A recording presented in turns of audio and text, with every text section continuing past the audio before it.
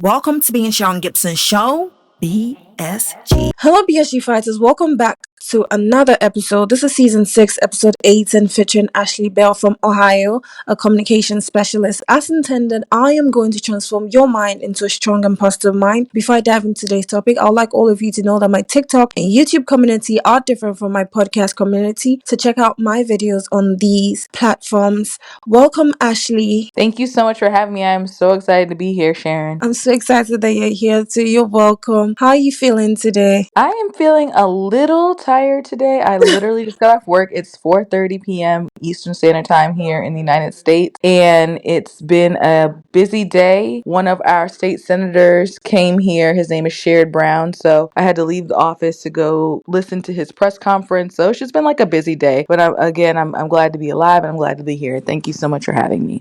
Thank you too for taking the time to be here. I really do appreciate it. So can you tell us a little more about yourself? Sure. So I am a graduate of Norfolk State University. A cool thing about me is I got my undergraduate degree at 35 years old. While I was going to school full time, I was working full time at an elementary school, which was probably one of the best jobs I ever had. It was probably one of the highlights of my career. I got to be around kids all the time. I got to be around teachers. It was just a great experience. I got my first job as a journalist last year, so April 2023, and then I was let go. So that was kind of life altering because I left the comfort of being in Virginia to come back to my home state of Ohio, and I lost my first journalism job. Oh, Well, yeah, such is life. A lot of yes, such people as that. a lot of people lose their first reporting job. So it was a lesson learned. If I get back into news, I know what I'll do different. I will know how I want to press forward in that space. But right now, I work in local government, so I'm the clerk of council for city council, and it's a very interesting role. As I said earlier, one of our state senators was here speaking at a press conference about what's going on in our community. It is election season here in America, so that is very, very busy for all of us in local government and Yeah. just here in America because of, the climate. So that's what I do right now. Well, sorry about the job. Yeah, it's life, but I know how that feels, and sorry about that. And it's amazing. I mean, whatever you're doing right now, I'm sure you're enjoying it. Life always finds a way to push us in different directions. So I'm glad like Always. you're still positive about it. And I'm tired as you also tired.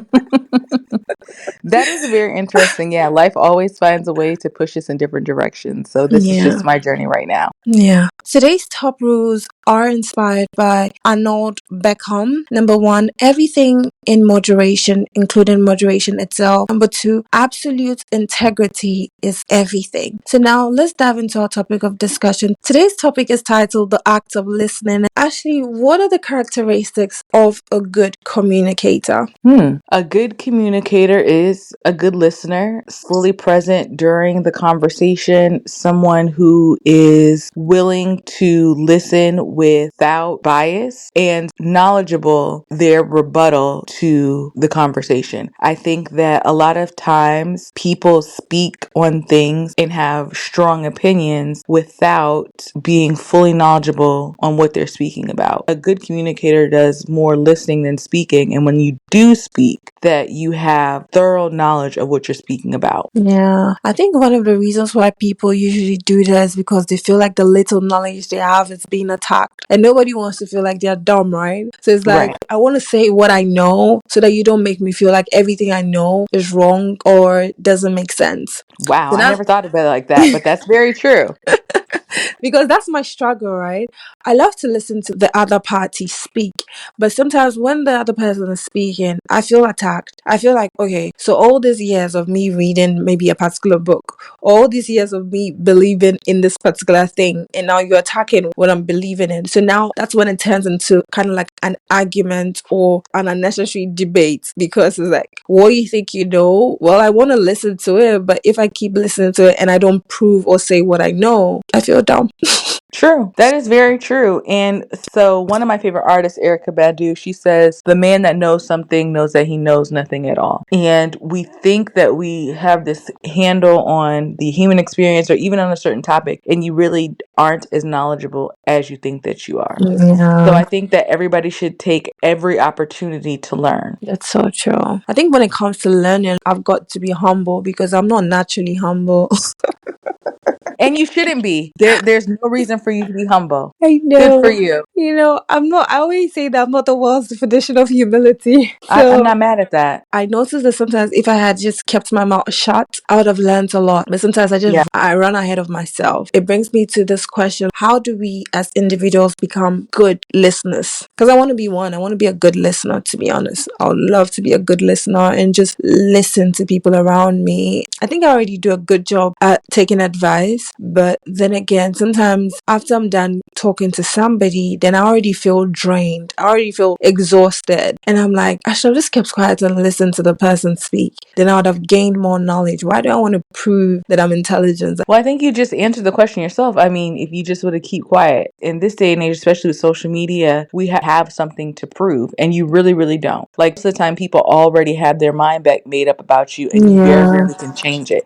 So I think the best thing is to do less talking and more listening. Only talk when you really have something to say. That's so hard. It's easier said than done. There are situations where the person is talking in, the person made a point, and you want to speak on that point because you have a valid explanation or something valid to say concerning whatever the person is saying. If the person is to continue, then you would forget the point you want to make. But you know, one thing I also noticed is sometimes when you keep quiet, you realize that that point you wanted to make in between is not necessary. Right. And it's just a waste of energy. Sometimes you just want to talk. I think it's just me being human. I think it's just a human part of us. That's one of the reasons why I was also thinking of asking you, what do you do when you really want to get a point across while a person is speaking? Oh gosh, that happens to me all the time. Well, I will say, like, working in local government, you have to show a lot of restraint because you have citizens who are upset about things. They think that they know the inner workings of local government and they want you to just fix it. Like, oh, I know how that works. I know what you need to do. You need to do this. And sometimes they attack you personally. So you have to show a lot of restraint because you can't go off the handle. Like, all of our council meetings are streamed live. You know, it's an open meeting. So it just takes one split second to lose your cool and your professionalism. I'm in debates a lot and I'm like, geez, I don't want to miss this. I have a quip I need to use in this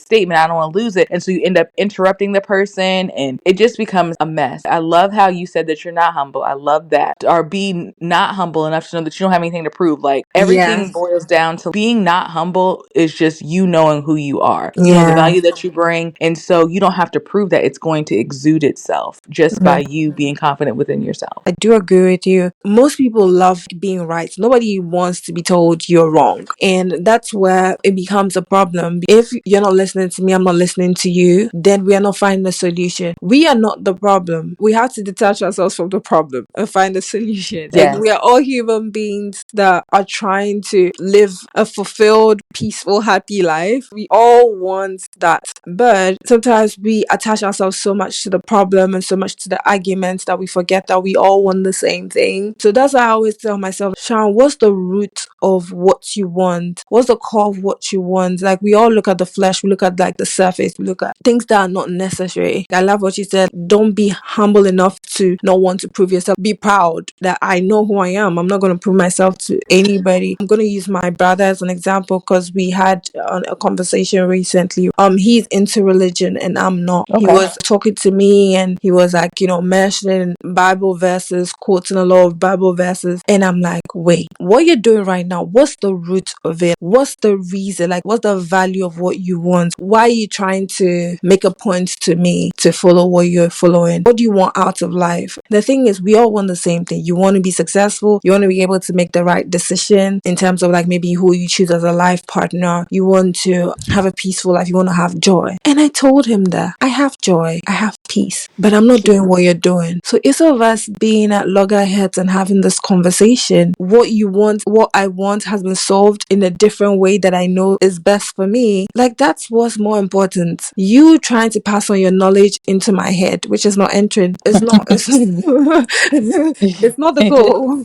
Yeah. It's not who you're arguing with. It's what you're arguing about and what value will the argument bring to you. That's very true. What are we trying to get to? And I think that But when it comes to religion, religious people don't understand how you are getting the same Results. results as I'm getting, and I'm taking it a different way, which I know in my heart to be right. I very much consider myself a Christian. I very much consider myself a religious person. So I do look at people who are taking different paths and getting the results that I want. I'm like, that's weird. I will just tell you, just as a single woman here in the United States, I know a few successful, at least 3 successful couples who, to my knowledge, appear to be happy, to my knowledge, appear to be in a committed relationship, who started off when one of the persons was married to someone else. Like they were legally married to someone else and they began dating, and now they're married and living their best life. And I'm just like, well, what am I doing wrong?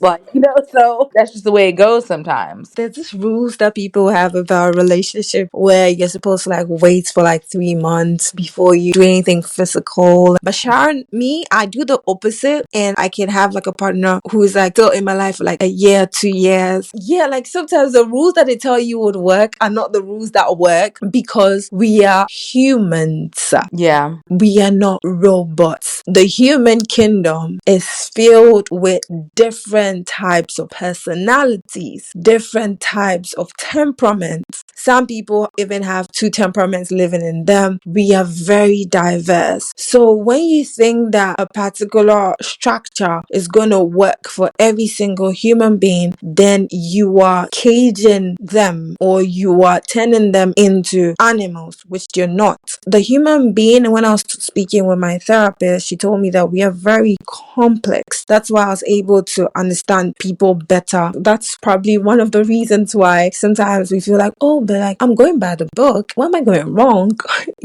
Are you ready for the comfort break question? Comfort break question.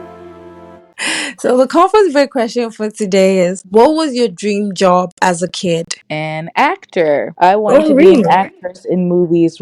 Yeah, I always thought after high school I was gonna move to LA and be discovered. What's with LA? Everybody goes like, I have to go. Is LA like the home where you just become a star? Well, I mean, especially back in those days, like now, people move to New York to act. A lot of people are moving to Atlanta to act. But back then, it's Hollywood. Like that's where you go to make a movie and be discovered, and you're famous and you're living. It's always sunny in California. That's where you go. So back then, and even if I think about it, like I just always wanted to be famous and living in LA, not really acting. I took like one acting class when I was like 25 and I never took another one. So like that was that. But as a kid, that's exactly what I thought I was going to do. I was going to be a movie star. I like what you said there. Last year, when I lost my job as a reporter, I was reaching out to all my former supervisors for references. And I'm just like, fill out this reference for me. I need another job. What the heck is going on? And she said something to me. She's like, it's really tough to find your place in this world. And it can be. Like my childhood best friend, she knew from the time we were little kids that she's going to be a psychologist. And that's exactly what she does today. But for me, it was never really that easy. So to find a job where you like going to work and you're making great money and you can live the life you want to live, it can be difficult. I actually need now to go back to news, but it would be a huge pay cut. And so now I'm just like, I want to do something where I can be creative, I can be out in the public and have a good time. But I'm a full grown adult. Do I want to go back to making that little money? I feel you. That's my problem too.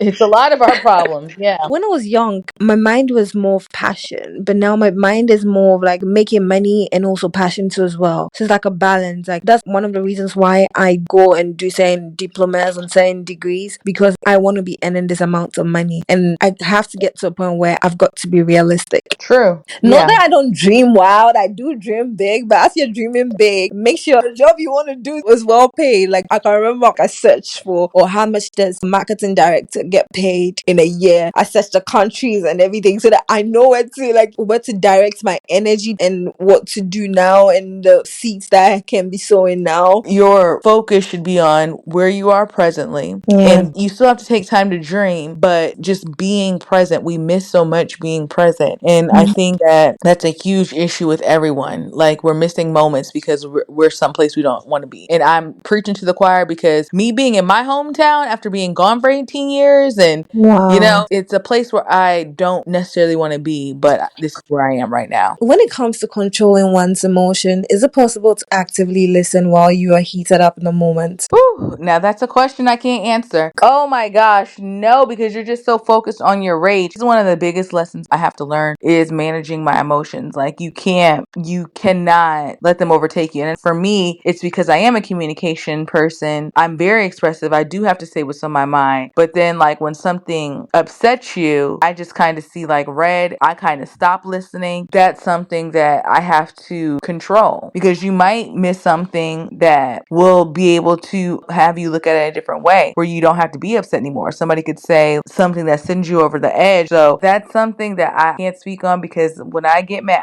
I'm not even a zodiac person. This is just me. Like, when I get mad, now I gotta tell you why you were wrong for making me mad. So for your listeners, I do not have any advice on how to manage that. You are Yeah. asking the wrong person. When it comes to controlling one's emotions, in as much as we try to even learn about emotional intelligence, someone will get under your skin. Today was a perfect example of me controlling my emotions, because I went all the way to a far distance. Where I live, if I tell you I use 40 minutes to get somewhere, it should tell you how far the place is, because we don't really have traffic, right? I had a meeting and I go to the meeting and I'm texting the people, and it's really raining, right? Like, the rain was like heavy, and I'm texting you, I tell you I'm there, and no response. You don't even care, because that's my first time coming to the meeting. After that, you're just acting like, oh, my phone was not with me. I thought, like, I was wondering. I'm like, stop being fake. If you wanted me dead. I'm gonna start using that. Stop being fake. You stop that right now.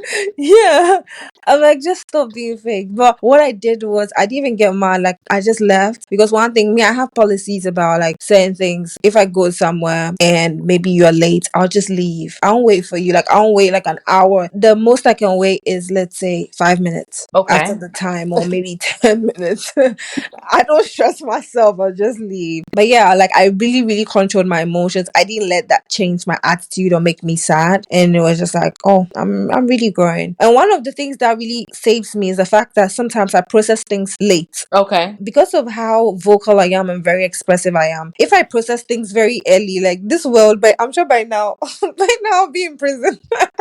Oh God. Well, that's a good thing. I, We don't want you in prison. no, I'm Your just listeners kidding. I'm need just you. kidding. No, that's extreme, right? That's very extreme. But I'm just trying to say, I'm so happy that things can happen to me. I'll process it after a week, or like a couple of days, or like even 2 weeks. A company employed me. I don't want to mention their name because it's a big company. It's known all over the world. They didn't employ me. Sorry, a company called me for an interview, and they did something really mean to me during the interview. When I was at the interview, I didn't process it. It was Yeah. after I was like, do you know, if I processed it at the interview, I would have been really mean, because I'm very expressive. I'm the kind of person, I don't like when people intimidate me. I'm very expressive, very vocal. I think my programming was the best type of programming, because God knows the kind of person I am. So Right. it's good to process things very late, because I would say it. If I had processed it then I would talk. I would have showed my everything. I don't even hide. I'm not a fake person. I can't even be fake. Yeah. Sometimes I tell myself that it's a good thing that I process things late, because maybe some people will not be able to take my words or like how I reacted to the situation. They might probably beat me up. Not even I would be the one to be in prison. They will beat me up. Oh my gosh. Well, I'm glad that it takes you a minute. I'm glad. So how long does it take for a person to become a good listener? Everybody learns different, and I think that you'll be able to measure it for yourself based on your personal goals. Yeah. So what do you think would be a good listener? And once you have the opportunity to be in the position to gauge that, I Yeah. think that will be best for you. I mean, it just depends on how you can master something, but if become good at something, but if you're not able to put it into practice, you don't know. So I used to be really good at editing. Now I might be in a position where I have to go back editing again. So am I still good at editing? I haven't done it in over years. Just making sure that you're measuring your personal goals when you're in those situations. Yeah. When I look at myself, yeah, it takes a lot of practice. At first, I used to jump in a lot when people are talking. And then I started to learn to do less of that. Naturally, it improves with time. When you give Right. yourself time, then you start to realize that most of the things that you even want to say, it's not necessary to say them. And oversharing never helps anybody because the human brain can only accumulate a little. Whatever you're telling to the other person, the person has so many other things in their minds. I feel like it's just wasted energy right now. Sometimes certain conversations I have, I just feel like it's wasted energy. But also, yeah, sometimes we get really excited and our emotions take over, and before I realize, we just run our mouth. That's perfectly fine. I also think it comes with age too as well. The older you grow, you just tend to listen more. But I also know some people are growing backwards. They're older, but as they grow, their wisdom is declining. So those people are exceptional. But like, I do think that as you grow older too, you learn to listen more. It takes time. And the more you listen, the more you learn. I'm also learning that because I really want to be a highly intelligent person. Even though I'm already intelligent, but I want to be highly intelligent. Sure. So I have to shut Same. my Me mouth. too.